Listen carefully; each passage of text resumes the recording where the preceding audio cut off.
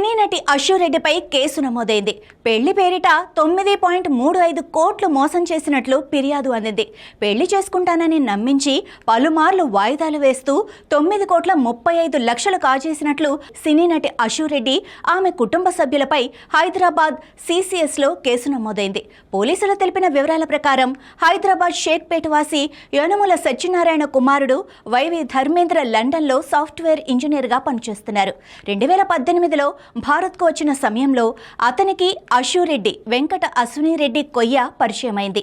తాను అమెరికాలో చదువు పూర్తి చేసి సినిమాల్లో అవకాశాల కోసం హైదరాబాద్కు వచ్చినట్లు చెప్పింది.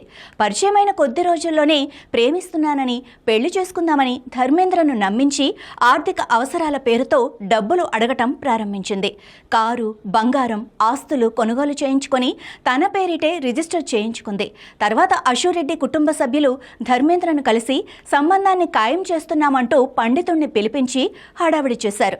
అనంతరం ముఖం చాటేసి పలుమార్లు అడిగినా పెళ్లికి నిరాకరించారు. 2025 వరకు నా నుంచి, అలాగే నా కుమారు నుంచి 9,35 కోట్ల విలువ చేసే నగదు, బంగారం, ప్లాట్లు, వాహనాలు కొనుగోలు చేయించుకుందని, అదనంగా ఆమె సోదరి కూడా 50 లక్షలు తీసుకుంది అని ధర్మేంద్ర తండ్రి ఫిర్యాదులో పేర్కొన్నారు.